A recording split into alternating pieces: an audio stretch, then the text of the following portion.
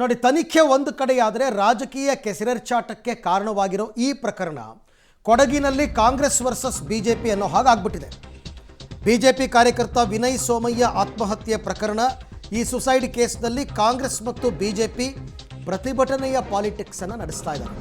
ಕೊಡಗಿನಲ್ಲಿ ನಿತ್ಯ ರಾಜಕೀಯ ಕೆಸರೆರ್ಚಾಟ. ಯಾಕೆಂದರೆ ಕೊಡಗಲ್ಲಿ ಬಿಜೆಪಿ ಕಾಂಗ್ರೆಸ್ ಎರಡೂ ಬಲಿಷ್ಠವಾಗೇ ಇರತಕ್ಕಂಥ ಜಿಲ್ಲೆ ಅದು.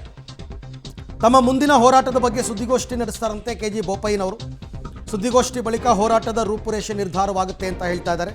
ಮತ್ತು ನಾಳೆ ಕುಶಾಲನಗರದಲ್ಲಿ ಬಿಜೆಪಿ ವಿರುದ್ಧ ಮತ್ತೆ ಕಾಂಗ್ರೆಸ್ ಪ್ರತಿಭಟನೆ ನಿನ್ನೆ ಮಾಡಿದ್ರು, ಈಗ ಮತ್ತೆ ನಾಳೆ ಮಾಡ್ತಾರಂತೆ.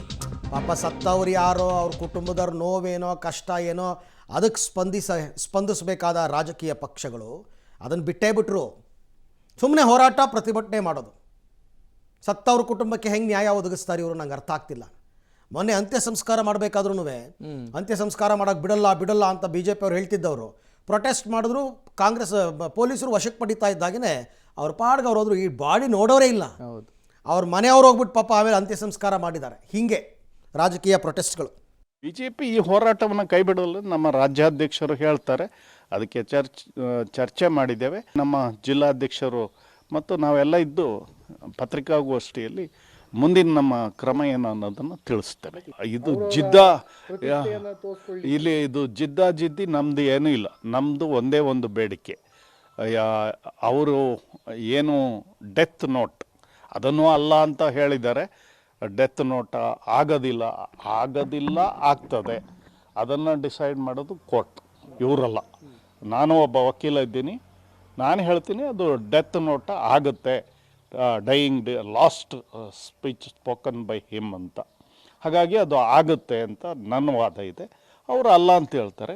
Let the court decide. ಈಗಲೇ ಇವರೇನು ಜಡ್ಜ್ಮೆಂಟ್ ಕೊಟ್ಟಿದ್ರು ಕಾನೂನು ಸಲಹೆಗಾರರು ಮುಖ್ಯಮಂತ್ರಿಗೆ, ಇದಕ್ಕೆಲ್ಲ ಅಲ್ಲ. ಅದನ್ನು ಅರ್ಥ ಮಾಡಿಕೊಂಡು ಮಾತಾಡಬೇಕು ಅಂತ ಅವ್ರಲ್ಲಿ ವಿನಂತಿ ಮಾಡ್ತೇನೆ. ಸಮಾಜಕ್ಕೆ ಕೆಟ್ಟ ಇದನ್ನು ಕೊಡೋದು ಬೇಡ. ಇವತ್ತು ಪ್ರಾಣ ಅವರು ಅಲ್ಲ, ಅವರು ಮುಂದೆ ನಮ್ಮ ಬೇಡಿಕೆ ಇಷ್ಟೇ ಇದ್ದಿದ್ದು. ಈ ಬಗ್ಗೆ ಮತ್ತಷ್ಟು ಮಾಹಿತಿ ನನ್ನ ಕೊಲೀಗ ಮಲ್ಲಿಕಾರ್ಜುನ್ ಅವರಿಂದ ಪಡ್ಕೊಳ್ಳೋಣ. ಮಲ್ಲಿಕಾರ್ಜುನ್, ಒಂದು ಕಾಲದಲ್ಲಿ BJPಯ ಭದ್ರಕೋಟೆ ಈ ಕೊಡಗು, ಈಗ ಕಾಂಗ್ರೆಸ್ನ 2 ಶಾಸಕರು ಗೆದ್ದಿದ್ದಾರೆ. ಮತ್ತೆ ಅದನ್ನು ವಶಪಡಿಸ್ಕೊಳ್ಳೋ ಅನಿವಾರ್ಯತೆ BJPಗಿದೆ, ಉಳಿಸ್ಕೊಳ್ಳೋ ಅನಿವಾರ್ಯತೆ ಕಾಂಗ್ರೆಸ್ಗಿದೆ. ಹಾಗಾಗಿ ಇಂಥ ಸೂಕ್ಷ್ಮ ವಿಚಾರಗಳಲ್ಲಿ ಬೇರೆ ಎಲ್ಲವನ್ನ ಮರೆತು ಪ್ರತಿಭಟನೆಗೆ ಇಳಿದಿವೆ ಎರಡೂ ಪಕ್ಷಗಳು ಅಂತ ಅನ್ನಿಸ್ತಾ ಇದೆ. ಎರಡೂ ಪಕ್ಷಗಳಿಗೆ ಅನಿವಾರ್ಯನ ಇದು, ಹೇಗೆ ಅಂತ? ಖಂಡಿತವಾಗ್ಲೂ ಅವ್ರ ವಿನಯ್ ಸೋಮಯ್ಯ ಏನು ಆತ್ಮಹತ್ಯೆ ಪ್ರಕರಣ ಏನಿದೆ ಅದು ರಾಜ್ಯ ರಾಜಕೀಯದಲ್ಲಿ ಒಂದ್ ರೀತಿ ದಿನಕ್ಕೊಂದು ತಿರುವು ಕೂಡ ಪಡಿತಾ ಇದೆ. ಒಂದ್ ಕಡೆ ಕಾಂಗ್ರೆಸ್ನ ನಾಯಕರುಗಳು ನಮ್ಮ ಶಾಸಕರದ್ದು ಯಾವುದೇ ತಪ್ಪಿಲ್ಲ ಅಂತ ಅವ್ರು ಸಮರ್ಥನೆ ಮಾಡ್ಕೊಂಡ್ರೆ, ಇಲ್ಲಿ ಬಿಜೆಪಿಯವರು ಅವರೇ ನೇರ ಕಾರಣ ಅಂತ ಅವ್ರ ಮೇಲೆ ಒಂದು ತಪ್ಪು ಹೇಳುವಂತದ್ದು ಕೂಡ ದಿನನಿತ್ಯ ನಡೀತಾ ಇದೆ. ಕಾಂಗ್ರೆಸ್ ಅವರು ಮಾಡಿದಂತಹ ದಿನದಲ್ಲಿ ಬಿಜೆಪಿ ಅವರು ತಣ್ಣಗಾಗೋದು, ಬಿಜೆಪಿ ಅವರು ಹೋರಾಟ ಮಾಡುವಂತಹ ಸಂದರ್ಭದಲ್ಲಿ ಕಾಂಗ್ರೆಸ್ ಅವರು ತಣ್ಣಗಾಗೋದು, ಇದು ದಿನನಿತ್ಯ ಮಡಿಕೇರಿ ಅದು ಜಿಲ್ಲಾ ಕೇಂದ್ರದಲ್ಲಿ ನಿತ್ಯ ಒಂದಲ್ಲ ಒಂದು ಹೋರಾಟಗಳು ನಿತ್ಯ ನಡೀತಾನೆ ಇದೆ.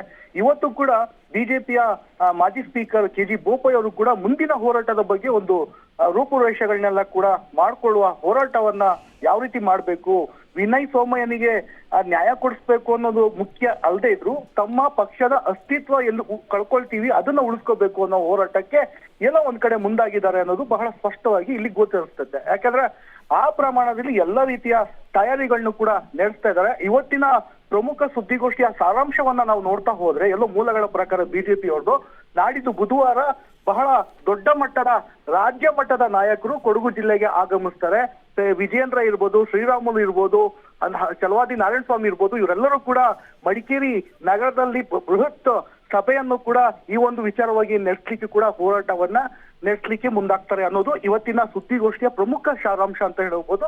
ಅಷ್ಟೇ ಅಂದ್ರೆ ನಾಳೆ ಮತ್ತೆ ಕಾಂಗ್ರೆಸ್ ಅವರು ಬಿಜೆಪಿ ವಿರುದ್ಧ ಹರಿಹಾಯ್ಲಿಕ್ಕೆ ಕುಶಾಲನಗರದಲ್ಲೂ ಕೂಡ ಕಾಂಗ್ರೆಸ್ನ ಮುಖಂಡರುಗಳು ಸಜ್ಜಾಗ್ತಿದ್ದಾರೆ ಅಂತಾನೆ ಹೇಳ್ಬೋದು.